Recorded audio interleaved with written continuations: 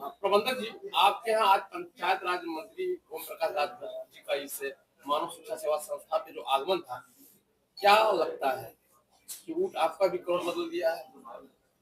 नहीं नहीं, वो हमारे अतिथि थे। आप कोई मेहमान अगर आए तो उसको आप दूसरे तरफ या किसी प्रकार का नफा न लिया करें। आप लोग सबसे पहले सभी पत्रकार साथियों का बहुत बहुत स्वागत है। दरअसल ये 63 बहन बेटियों का विवाह का कार्यक्रम था, जिसमें मैंने और शिखर ने विशेष निवेदन आग्रह किया था अपने आज के मुख्य अतिथि श्री ओम प्रकाश राजभर जी का कि अब तक अपने क्षेत्र की विधायक जी को हमने बुलाया, अपने क्षेत्र के सांसद जी को भी हमने बुलाया था, अपने क्षेत्र के anti corruption forum of India के राष्ट्रीय अध्यक्ष जी को भी मैंने बुलाया था। अब तक हमने अपने विश्व रक्षा हिंदू परिषद के राष्ट्रीय अध्यक्ष को बुलाया था, माननीय विधायक श्री राजेश त्रिपाठी जी को भी हमने बुलाया था, श्री कमलेश पासवान जी को भी हमने बुलाया था। तो अब हमारी संगठन मानव शिक्षा सेवा संस्थान, क्योंकि भारतीय जनता पार्टी का तो जान ही रहे हैं, एक ही नारा है, सबका साथ सबका विकास। तो हम लोगों ने ये सोचा कि जब सारे अतिथि आ रहे हैं तो अब हम सभी लोग अब हर कार्यक्रम में हर अतिथि को, अलग अलग अतिथि को हम लोग बुलाएंगे, जिनके आने से क्षेत्र में एक अलग प्रकार का विकास देखने को मिलेगा। क्षेत्र में जो जन समस्याएं हैं वो भी आएंगे, देखेंगे, सुनेंगे, तो उसका कुछ हल निकलेगा।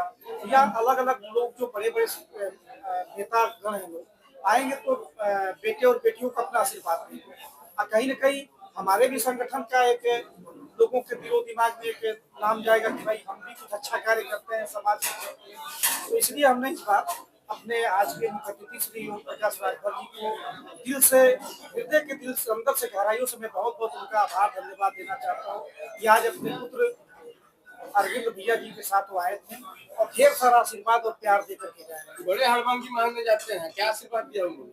कहा है कि आप एक अच्छा और नेक काम कर रहे हैं, इसी तरीके से अच्छा और नेक काम करते रहिए। मेरे लायक कोई जरूरत समझिएगा क्षेत्र में या किसी की मदद करने के लिए तो निसंदेह मुझे याद करिएगा, हम आपकी मदद करेंगे। आप अतिथि रूप में कह रहे हैं, लेकिन राजनीतिक गलियारे में उनकी चर्चाएं, आगमन से चर्चाएं तेज हो गई हैं आपको शिखर जी को लेकर। नहीं, आप देखिए, बड़े लोग जब आते हैं तो बड़ी बड़ी बातें तो होंगी ही होंगी, लेकिन अगर राजनीतिक रूप से अगर आप देखना चाहेंगे तो मैं अभी बता दूं कि शिखर अभी ऐसा उसका उम्र नहीं है कि जो अभी वो राजनीति कर सके। अभी तो 19 साल का लड़का है, अभी उसको राजनीति करने के लिए कम से कम 21 वर्ष चाहिए, जो मुझे लगता है 2027 भी बीत जाएगा उसके लिए। तो ऐसा कोई चीज नहीं है, बस ये है कि बड़े लोगों का आशीर्वाद, और खासतौर से जब हम पार्टी से जुड़े हैं, भारतीय जनता पार्टी से जुड़े हुए हैं, तो भारतीय जनता पार्टी से जुड़े हुए जितने भी संगठन है, जितने भी दल है या जितने भी लोग हैं, सबको बुलाना मेरा कर्तव्य है और सबका आशीर्वाद मेरा काम। इन 11 महीनों में अब तक अगर ग्रैंड टोटल की बात की जाए सब बेटियों के सामूहिक विवाह की, तो लगभग एक अनुमान बेटियों की अपने शादी आज जनवरी से लेकर के और अब तक ये नवंबर का महीना, यानी कि 11 महीना तो इस साल में हुआ।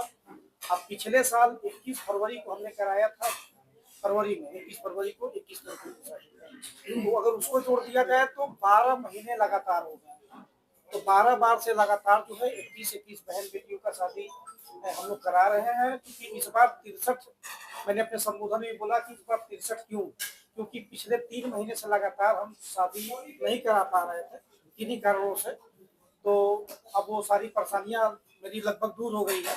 तो अब वो जो बकाया था, जिन लोगों का लिस्ट में पहले से नाम था, उन लोगों को आज बुलाया गया और 63 लोगों को एक करके उनका घर बसाया गया, उनको विदा किया गया। खंड ने दस्तक दे दिया था, 63 बेटियों का शादी आपने किया है, ये आयोजन कितना सफल पा रहे हैं जी, ये आयोजन कितना सफल पा रहे हैं? बहुत सफल था।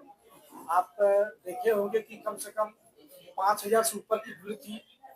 तो अब इतनी बड़े पैमाने पे भीड़, उसके बाद लोगों के लिए भोजन की व्यवस्था, और अच्छे तरीके से लोगों ने भरपेट भोजन का भी आनंद लिया। पूरी सब्जी बनवाया था, लेकिन काफी स्वादिष्ट बना था, आप लोग भी भोजन ले लीजिएगा। ये है कि काफी सपोर्ट मिला है जनता का, खासतौर से हमारी माताओं बहनों का जो हमसे जुड़े हुए हैं, और उन जोड़ों का भी जिन्होंने सुबह से आकर के बैठी थी। थोड़ा सा लेट हुआ अतिथि को आने में हमारे, लेकिन फिर भी जो है कि काफी अच्छा रहा, बहुत सफल रहा। करीब 1 वर्ष हो गया आपको ये कार्यक्रम कराते हुए, इस समयांतराल में किन चुनौतियों का सामना करना पड़ा और वो कौन सी चुनौतियां थी जो 3 महीने बाद आपने किया? देखिए, चुनौतियों का सामना तो कुछ विशेष नहीं करना पड़ा है।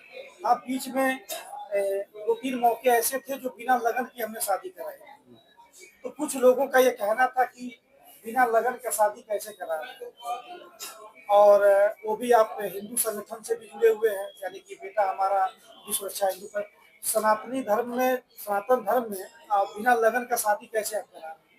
तो कुछ लोगों का ये सवाल था, पर मेरा जवाब सिर्फ ये था कि मंदिर में शादी कभी भी कराई जा सकती है, कोर्ट में शादी कभी भी कराई जा सकती है। तो इन सारी चीजों को देखते हुए भाई हमारा तो साईं दरबार है, यहाँ तो साईं बाबा के दरबार में सभी देवी देवताओं का वास है, प्रभु श्री राम भी हैं, हनुमान जी भी हैं, राधे कृष्ण भगवान भी हैं, विश्वकर्मा भगवान भी हैं, साईं बाबा खुद हैं, शिव माता पार्वती जी का पूरा परिवार है। तो यहाँ तो देवी देवताओं का वास है। इस जगह पे अगर हम भगवान को, ऊपर वाले को साक्षी मान करके किसी का घर बसा दे तो गलत नहीं है। तो इस तरीके का सामना करना पड़ा था कि कुछ लोगों ने कहा कि बिना लगन का शादी की, और मेरा मानना था कि मंदिर मस्जिद या कोर्ट वगैरह में शादी कभी भी होते तो हम भी कभी भी करा सकते हैं, घर बसाना गलत तो है नहीं, पब्लिक काम कराए। यही चुनौती रही वैसे। हाँ फिलहाल तो यही चुनौती। धन्यवाद।